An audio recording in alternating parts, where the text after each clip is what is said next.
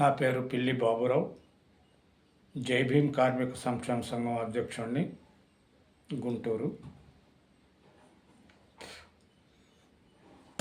గతంలో Bajrang jute mill గురించి, Bajrang jute mill Guntur industry గురించి నేను కొన్ని విషయాలు చెప్పుకున్నాను. ఆ వీడియోలో చూసిన వాళ్ళు నన్ను చాలామంది ప్రశ్నిస్తున్నారు. ప్రశ్నించటం అంటే మంచిదే.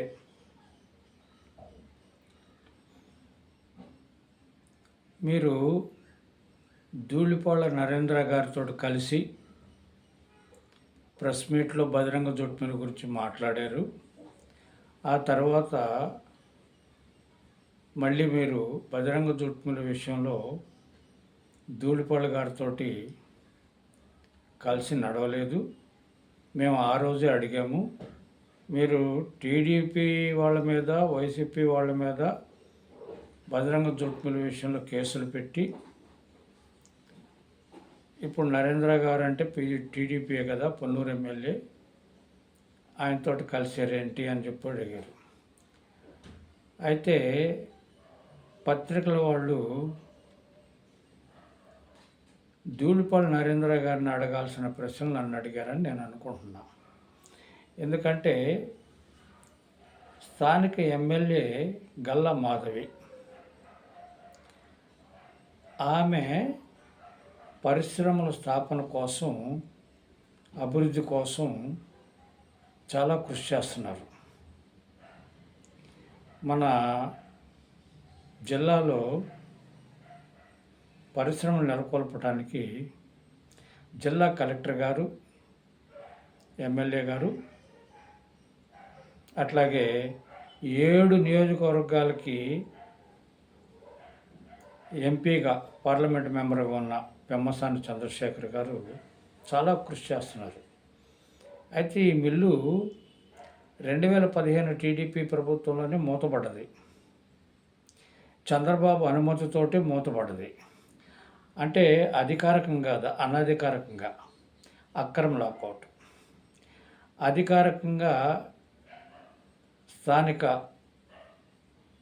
డీసీఎల్ గారు, జేసీఎల్ గారు అంటే deputy commissioner, joint commissioner of labour వారు, మీరు అక్రమంగా మిల్లు మూసేశారని, మిల్లు ఆస్తులు అక్రమంగా అమ్ముతున్నారని,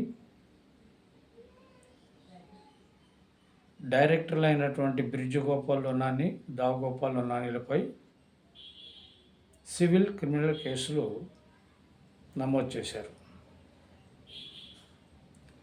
ఆ తర్వాత వారు బెయిల్ మీద వచ్చారు. 2015 జూన్ నెలలో కేసు పెట్టారు.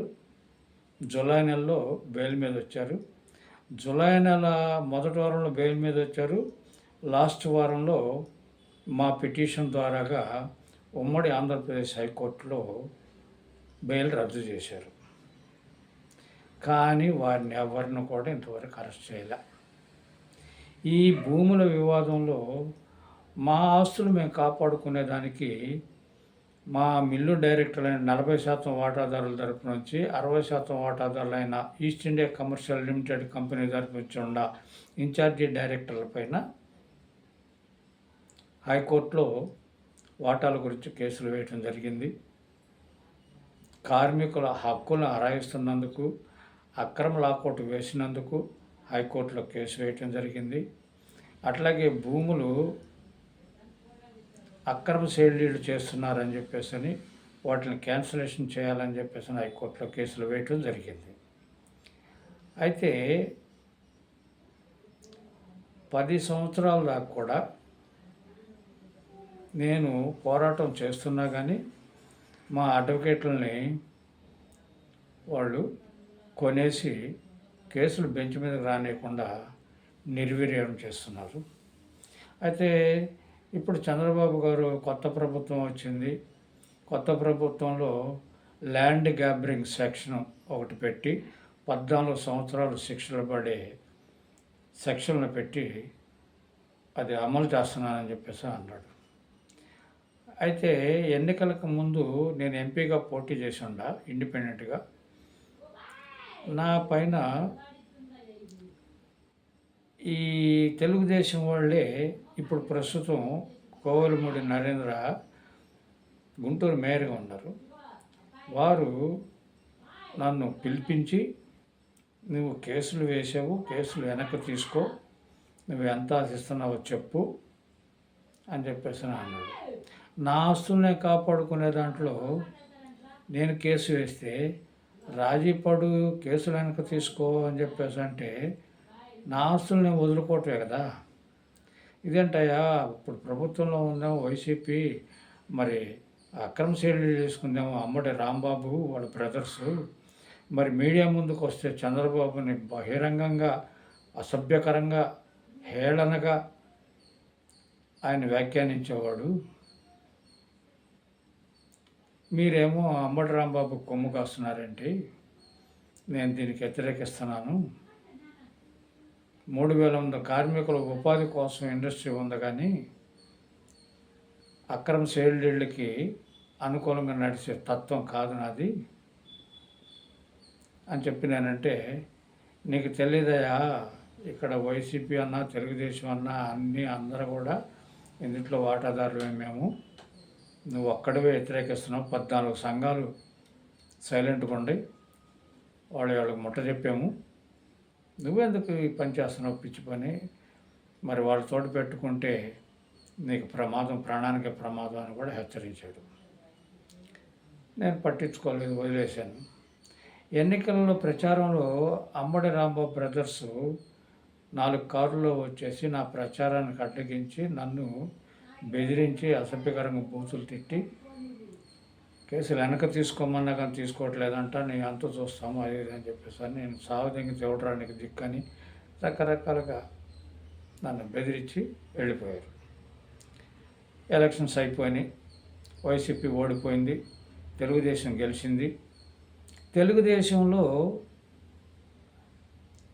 పార్టీ కార్యకర్తలు చాలామంది వైసీపీ బాధితులుగా ఉన్నవాళ్ళు మా ప్రభుత్వం వచ్చింది కదా అని చెప్పేసి అని ధైర్యంగా కేసులు పెడతానికి ముందుకొచ్చి గతంలో జరిగిన వివాదాల గురించి వాళ్ళు కంప్లైంట్లు ఇవ్వటం, ఎఫ్ఐఆర్లు కట్టడం ఇవన్నీ జరుగుతున్నాయి. నేను కూడా 2024లో నా పైన జరిగిన దాడుల గురించి నేను కంప్లైంట్ ఇవ్వటం జరిగింది. అయితే నగరంపాలెం పోలీసు వారు మేము తీసుకోము, ఎప్పుడో జరిగిపోయింది ఇది అని చెప్పేసి అన్నారు.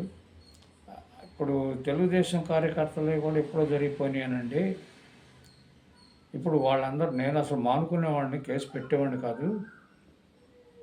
వీళ్ళందరూ కేసులు పెట్టటాన నాకు ధైర్యం వచ్చింది, నాకు కూడా న్యాయం జరిగిద్ది అన్న ఉద్దేశంతో పిటిషన్ పెడుతున్నా అంటే, లేదు నువ్వు కోర్టుకు వెళ్ళి తెచ్చుకో ఆర్డరు అన్నారు. కోర్టుకు వెళ్ళి ఒక 10 పేజీలు నాకు బజరంగ జూట్ మిల్లుకి ఉన్న బంధం, బజరంగ జూట్ మిల్లుకి అక్రమ సేల్ చేసుకున్న అంబటి రాంబాబు బ్రదర్స్కి ఉన్న సంబంధాలు మొత్తం నిశ్చితంగా కోర్టులో విశదీకరిస్తే కోర్టు వారు ఎఫ్ఐఆర్ కట్టాలని చెప్పేసి అని ఆర్డర్ ఇచ్చారు. అయితే మన గుంటూరు జిల్లా ఎస్పీ గారు సతీష్ కుమార్ వారు కోర్టు ఆర్డర్ ప్రకారంగా ఎఫ్ఐఆర్ కట్టల, మీరు తెలుగుదేశం పేర్లు తీసేయండి, మాకు ఇబ్బంది కలిగిద్ది అని చెప్పేసి అని డిఎస్పీలు, సిఏలు ఒత్తిడి చేశారు. 53 రోజుల దాకా నా కేసు ఎఫ్ఐఆర్ కట్టల. ఒక డిఎస్పీ, 3 సిఏలు, నాదే కాకుండా ఇంక ఇతర కారణాల వలన కానీ మొత్తానికి వాళ్ళు బదిలీలు అయిపోయారు. సతీష్ కుమార్ గారు మా సామాజిక వర్గానికి చెందిన దళితుడు, వారిని సంపన్న దళితులు అనాలి. జిఎంసీ కమిషనర్ గారు సంపన్న దళితుడే, ఈయన సంపన్న దళితుడే. అయితే ఈ జూట్ మిల్లు వివాదం ఎట్టకేలకు 8వ తారీఖు 1వ నెలలో 2025లో ఎఫ్ఐఆర్ కట్టారు. కానీ అందులో ల్యాండ్ గ్రాబింగ్ సెక్షన్ లేదు. భూ వివాదం వల్లనే పిల్లి బాబురావుకి, అమ్మడి రాంబాబు బ్రదర్స్కి గొడవలు. నేను సామాన్య కార్మికుడిని, వాళ్ళు చూస్తేనేమో రకరకాల పార్టీలు మారి మంత్రులుగా, ఎమ్మెల్యేలుగా చలామణి అయిన వాళ్ళు అంబటి రాంబాబు బ్రదర్స్. వ్యక్తిగతంగా వాళ్ళకి నాకు ఎలాంటి గొడవలు లేవు. కేవలం భూ వివాదం. నా డైరెక్టర్ల పైన నా భూములు సంబంధించి కానీ, నా కార్మికుల హక్కుల గురించి కానీ కేసులు వేసినాయి కానీ అంబటి రాంబాబు మీద నేను కేసు వేసింది కాదు. కానీ అంబటి రాంబాబు మా డైరెక్టర్ బ్రిడ్జి గోపాలనాన్ని 2021లో కోవిడ్లో చనిపోయిన తర్వాత నా పైన దాడులు జరుగుతున్నాయి. ఈ క్రమంలోనే ధూళిపాలి నరేంద్ర గారు, నేను ఒక ప్రెస్ మీట్లో మాట్లాడితే ఆయన అమెరికాలో ఉండి దొడ్డాల కోటేశ్వరరావు గారు అనే హైకోర్టు అడ్వకేట్ గారి ద్వారా ఈనాడు జర్నలిస్టు రామకృష్ణ ద్వారా నాకు ఫోన్లు వచ్చి, నువ్వు ప్రెస్ మీట్ పెట్టమాక, మరి కార్మికుల కోసం మీరు పోరాటం చేస్తున్నారు, అది మీ ప్రెస్ మీట్ ఒకసారి విన్నాడు, చూశాడు నరేంద్ర గారు, ధూళిపాలి నరేంద్ర గారు, మనం కలిసి చేద్దాం అన్నాడు. అంటే ఆగా. అందుకు ధూళిపాలి నరేంద్ర గారు నన్ను 2 సార్లు నా ఇంటికి కారు పంపించాడు. జూట్ మిల్లు కేసులు అక్రమ సేల్ డీళ్లు కాకుండా అక్రమ నిర్మాణాల మీద జిఎంసి వాళ్ళు ఇచ్చిన అనుమతుల్ని మంజూరు చేసిన అనుమతుల్ని రద్దు చేసినందుకు హైకోర్టులో కేసు వేశాడు. ఆ కేసులో మనం ఇంప్లీడ్ అవుదాం అన్నాడు. సరేనండి. తీరా మూసి నాతో ప్రెస్ మీట్ పెట్టుకొని ధూళిపాలి నరేంద్ర గారు, కోవలమూడి రవీంద్ర గారు ఇద్దరు కలిసి అంబటి మురళితోటి, అంబటి రాంబాబుతోటి మిలాఖత్ అయ్యి చెరొక 30 కోట్లు చెరొక విల్లా అడిగారని,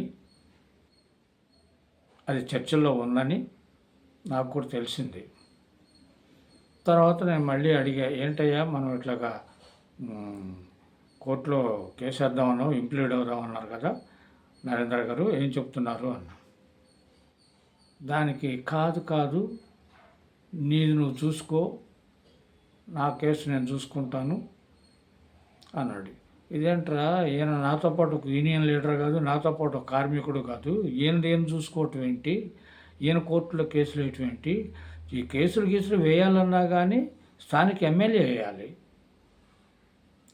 ఇతను పక్క నియోజకవర్గం అతను మొదట్లోనేమో జూట్ మిల్లు బతకాలి అని చెప్పేసి అన్నాడు కదా, అక్రమ సేలీళ్ళు అన్నాడు కదా, అక్రమ నిర్మాణాలు అన్నాడు కదా అని చెప్పేసి అని నేను కూడా ఏకీభవించినందుకు నన్ను అడ్డం పెట్టుకొని 30 కోట్లు ఒక విల్లా బ్లాక్మెయిల్ చేసి అంబటి రాంబాబు బ్రదర్స్ దగ్గర తీసుకున్నాడని తెలిసింది. ఇప్పుడు నాని కూడా, కోవలమూడి నరేంద్ర ఉరఫ్ నాని, ఆయన కూడా అంబటి రాంబాబు మొదటి ముద్దాయి, అంబటి మురళీకృష్ణ రెండో ముద్దాయి, మరి ఈ కోవలమూడి రవీంద్ర మూడో ముద్దాయి, టీఎన్టీసీ శేషగిరి 4వ ముద్దాయి, మరి మా డైరెక్టర్లు 5-6 ముద్దాయిలు. ఈ నేరస్తులుగా ఉన్న మరి ఈయన కోవలమూడి నరేంద్ర, ధూళిపాలి నరేంద్ర ఇద్దరు మంచి ఫ్రెండ్స్ అయ్యారు. ఒకే పార్టీ కదా, ఇద్దరు కలిసి బేరం ఆడుకొని ఓకే అంటే ఓకే అని చెప్పేసి అని, ఇక బాబురావు మనకెందుకు అని చెప్పేసి నన్ను పక్కకు తప్పించారు. నీ బాధ నువ్వు పడు, మా బాధ మేము పడతాం, మా కేసులు మేము వేసుకుంటున్నాంలే అని చెప్పేసి అని నన్ను పక్కకు నెట్టేశారు. అది పరిస్థితి. అయితే సతీష్ కుమార్ గారు ఎస్పీ గారు ఒక దళితుడై ఉండి దళితులకు తీరని ద్రోహం చేస్తున్నాడు. మొన్న మానవ హక్కుల సంఘం కమిషన్ వచ్చింది ఢిల్లీ నుంచి. 15వ తారీఖు 16వ తారీఖు ఆ సమావేశంలో ప్రజా సంఘాలు చాలామంది మాకు కూడా అనుమతి ఇవ్వండి, మా బాధలు మేము చెప్పుకుంటామంటే ఆయన ఒక కమిషన్ కూడా ఒక దళిత నేతే. ఈ సంపన్న దళితులుగా ఉండేవాళ్ళు సామాన్య దళితుల పరిస్థితుల్ని పట్టించుకోకుండా ఏకపక్షంగా నిర్ణయాలు తీసుకుంటూ, నేనంటే ఎవరనుకున్నావు, నేను ఒక జడ్జిని, నా దగ్గరకు వచ్చి మీరు మాట్లాడటానికి వీల్లేదు అని చెప్పి ఆయన ప్రజా సంఘాలకి అనుమతి ఇవ్వాల. సరే, తెల్లారి పేపర్లో చూస్తే ప్రజా సంఘాల గురించి అట్లా ఉంచితే ఎస్సీ అట్రాసిటీ కేసుల్లో ఎఫ్ఐఆర్ అయినాయి 50 రోజుల్లోనే మేము ఛార్జ్షీట్లు పెట్టేశాము, ఏ ఒక్క కేసు కూడా పెండింగ్లో లేదు అన్నారు ఎస్పీ గారు స్టేట్మెంట్. నేను ఎస్పీ గారిని ఎన్నిసార్లు కలిసినా కానీ పొద్దాకులు నా దగ్గర రాబాక, డిఎస్పీ దగ్గరికి వెళ్ళు, వెస్ట్ డిఎస్పీని కలువు అని చెప్పేసి అని ఆయన చిరాకు పడుతున్నాడు. సరే, ఆయన దగ్గరికి పోతేనేమో చెవిటోడు ముందు శంఖ ఊదినట్టుగా ఆయన వింటున్నాడు, చూద్దాం చేద్దాం అని చెప్పేసి కాలక్షేపం చేస్తున్నాడు. ఇక్కడ చూస్తేనేమో అధికారికంగా పత్రికల్లో ఎలాంటి కేసు కూడా పెండింగ్ లేదు, అన్ని కేసులు ఛార్జ్షీట్లు పెట్టాము. మళ్ళీ ఎస్సీ అట్రాసిటీ కేసుల్లో బాధితులుగా ఉండేవాళ్ళు ఎఫ్ఐఆర్లు అయిన తర్వాత వాళ్ళకి ప్రభుత్వం నుంచి సహాయ నిధి ద్వారా ఎఫ్ఐఆర్ కడితే 25,000 ఇస్తారు. ఆ 25,000 కోర్టుకు అవసరమై వాడుకోవటానికి కానీ, మరి ఆరోగ్య విషయంలో బాగు చేసుకోవటానికి కానీ, మరి దెబ్బలు తగిలితే దెబ్బలకి మందులు రాసుకొని మందులు వాడుకోవటానికి కానీ ఉపయోగపడటానికి 25,000 ఇస్తారు. అయితే ఇంతవరకు 1వ నెలలో ఎఫ్ఐఆర్ కడితే ఈరోజు కూడా ఆ నష్టపరిహారం ఆ సహాయ నిధి నుంచి ఎస్సీ అట్రాసిటీ సెక్షన్ ఉన్న వాళ్ళకి అందించాల్సిన సహాయము 25,000 ఇంతవరకు అందల. అడిగితే చంద్రబాబుకు రాశాము, పైకి రాశాము అని చెప్తున్నారు. చంద్రబాబు చూస్తేనేమో ఇష్టానుసారంగా అతను ఒక తాగుబోతులాగా మంచి మద్యం అమ్ముతున్నాను అంటున్నాడు కదా, ఆయన కూడా తాగుతున్నాడేమో, తాగుబోతులాగా అన్నీ అబద్ధాలే మాట్లాడుతున్నాడు. అన్నీ ఇచ్చేసా. మంది ఇంకా మీ ఎమ్మెల్యేలంతా మీరంతా పోయి సిగ్గుపడబాకండి, మొహమాట పడబాకండి, గ్రామానికి తిరిగి మరి నియోజకవర్గాల్లో తిరిగి ఇంటింటికి తిరిగి మన గొప్పతనం చాటి చెప్పండి, అట్లనే జగన్ని అవినీతి గురించి ఖండించండి అని చెప్పేసి అని ఉసిగొలుపుతున్నాడు. సతీష్ కుమార్ గారు, జిల్లా కలెక్టర్ గారు ఎన్నో వేదికల్లో కొత్త పరిశ్రమలు స్థాపించేదానికి కృషి చేస్తున్నట్టుగా, దానికి చంద్రబాబు కూడా ఎకరం 99 పైసలకే రాయితీలు ఇస్తున్నట్టుగా కూడా పత్రికలు చూసి నేను చంద్రబాబు కూడా లెటర్ పెట్టా. సంపద సృష్టించే దాంట్లో శ్రీ బజరంగ జూట్ మిల్లు ఉందో లేదో తేల్చండి, ఇది మీ పుణ్యమే మిల్లు మూతపడటానికి అని పంపించా. కలెక్టర్ గారికి ఇచ్చా. ఇట్లాగా నేను ఇన్ని బాధలు పడుతున్నా. 3,000 మంది కార్మికుల్లో దాదాపుగా ఒక 400 మంది దాకా అనారోగ్యంతో చనిపోయారు. ఒక 100 మంది అయితే మనకి ఇక మిల్లు తిరగదు అన్న ఔదార్యంతో 60-70 సంవత్సరాల వయసు వచ్చింది. ఇది మిల్లు మూతబడేటప్పుడు సర్వీస్లో ఉన్నవాళ్ళు, మిల్లు మూతబడి ఇంక తిరగదు ఇదని చెప్పి ఆత్మహత్యలు చేసుకున్న వాళ్ళు ఉన్నారు. కొందరు ఉపాధి లేక ఆకలి చావులతో చచ్చిన వాళ్ళు ఉంటారు.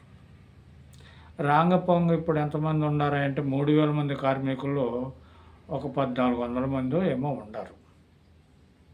అందులో నేను ఒకడిని. 2002 నుంచి బిఏఎఫ్ ఆర్డర్ ప్రకారంగా కాయలబడ్డ పరిశ్రమ బాకీలు తీర్చిన తర్వాత మీకు వాటాలు లేవు అన్న తర్వాత 2002 నుంచి నేను ఉద్యమం చేస్తున్నా. ఈ క్రమంలోనే మేము నరకాన్ని అనుభవిస్తున్నాం. చంద్రబాబు గారు ఎకరం 99 పైసలకి ఇస్తున్నాడు కానీ భూముల్ని, పరిశ్రమల్లో ఉద్యోగులుగా 12,000 మంది 13,000 మందికి ఉద్యోగాలు కల్పన జరుగుతుంది అంటున్నాడు. అభద్రతా భావంతో కల్పించే ఈ పనుల వలన, ఈ ఉద్యోగాల వలన సంక్షేమం జరగదు.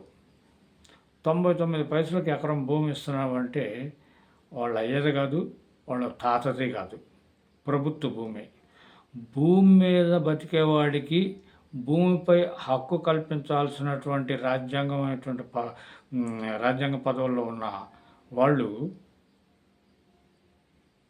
ఆ భూముల్ని మాకు బడుగు బలహీన వర్గాలకి చెందాల్సిన భూముల్ని ఎకరం 99 పైసలకు వాళ్ళకి ఇస్తూ అభద్రతా భావంతో ఉండే ఉద్యోగాల కల్పన కల్పిస్తున్నాము అని చెప్పేసి చెప్పే దాంట్లో ఇప్పుడు మన గుంటూరు జిల్లా కలెక్టర్ గారు కూడా ముందున్నారు. కలెక్టర్ గారికి కలిసి ఎన్నిసార్లు విన్నవించినా కానీ జూట్ మిల్ గురించి పట్టించుకోవట్లా. ఇక్కడ చూస్తేనేమో Ambadi Muralikrishna green grace apartment నిర్మించి అందులో దాదాపుగా ఒక 120 అపార్ట్మెంట్లలో 120 విల్లాలు తెలుగుదేశం వాళ్ళకి భాగస్వామ్యం చేసినట్టుగా, మిగిలిన 300 విల్లాలు వీళ్ళు అమ్ముకునేటట్టుగా ఒప్పందం కుదుర్చుకొని నడుస్తున్నందువలన మాకు ఈ పరిస్థితులు ఏర్పడ్డాయి. అంబడి రాంబాబు రాజకీయంగా చంద్రబాబుని ఎంత హీనంగా మాట్లాడినా కానీ, ఆయన మీద ఎఫ్ఐఆర్ ఉన్నా కానీ, మరి చంద్రబాబు కానీ వాళ్ళ కొడుకు కానీ బజరంగ జూట్ మిల్ విషయంలో చొరవ తీసుకోవట్లేదు. ఆ ఎఫ్ఐఆర్ కట్టారు కదా, వాళ్ళని ఎందుకు అరెస్ట్ చేయట్లేదు, ఎందుకు ల్యాండ్ గ్రాబింగ్ పెట్టలేదు అని చెప్పి క్వశ్చన్ చేయట్లేదు. పోలీస్ డిపార్ట్మెంట్ వాళ్ళకేమో తెలుగుదేశం వైసీపీ రెండు కళ్ళుగా చూసుకుంటున్నారు. చంద్రబాబు దగ్గర నుంచి కానీ లోకేష్ దగ్గర నుంచి కానీ వార్త వస్తేనే, రికమెండేషన్ వస్తేనే వైసీపీ వాళ్ళని అరెస్ట్ చేస్తున్నారు. వాళ్ళ దగ్గర నుంచి అనుమతులు రాకపోతే అంబటి రాంబాబు వాళ్ళు జగ తిరుగుతున్నారు నేరాలు చేసుకుంటూ. ఈ పరిస్థితుల్ని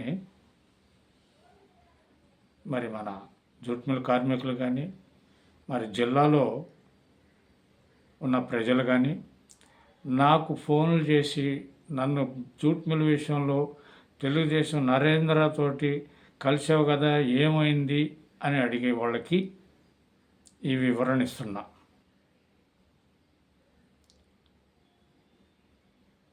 ఈ వివరణ ఎందుకు ఇవ్వాల్సి వచ్చింది అంటే కూడా నేను ఇంకా బ్రతుకున్నాను కాబట్టి. నేను బ్రతకటానికి అవకాశం కల్పిస్తుంది కూడా పోలీసులే. వాళ్ళ చూపు నా మీద ఉంది కాబట్టి ఇంకా బ్రతుకున్నా. లేకపోతే 2,000 కోట్ల రూపాయల ప్రాపర్టీలు తెలుగుదేశం వైసీపీ కలిసి దోపిడీ చేస్తుంటే నేను పోరాటం చేస్తున్నా. బెదిరింపులు వస్తున్నాయి రాజీకి రమ్మని. అయినా నేను రాజీకి రాకుండా 3,000 మంది కార్మికులకు ఉపాధి కోసం ఇక్కడ కాకపోతే ఈ గుంటూరు నడిబొడ్డున ఉన్న జూట్ మిల్ని కత్తిమ స్థలం కూడా మీరే తీసేసుకొని ఏ నల్లబాడులోనో ఎక్కడో ఒక 30 ఎకరాలు భూమి ఇప్పించి అందుట్లో పరిశ్రమ స్థాపించుకోవటానికి మాకు అవకాశం కల్పించాలని చెప్పేసి అని జిల్లా కలెక్టర్ గారితో చెప్పాను. సీఎం చంద్రబాబు గారికి కూడా పంపించాను మెసేజ్, కానీ రెస్పాండ్ లేదు. ప్రభుత్వంలో ఉండి ప్రభుత్వ ఖజానా నుంచి లబ్ధి పొందే పోలీస్ యంత్రాంగం కానీ, రెవెన్యూ డిపార్ట్మెంట్ కానీ ఈ విషయంలో, జూట్ మిల్లు విషయంలో, ఈ దోపిడీ విషయంలో, ఈ మిల్లుని బ్రతికించే విషయంలో చొరవ తీసుకోవాలని చెప్పేసి ఈ వీడియో ద్వారాగా సమాచారం అందిస్తున్నా. జై భీమ్ కార్మిక సంక్షేమ సంఘ అధ్యక్షుడిని పిల్లి బాబురావుని. జై భీమ్.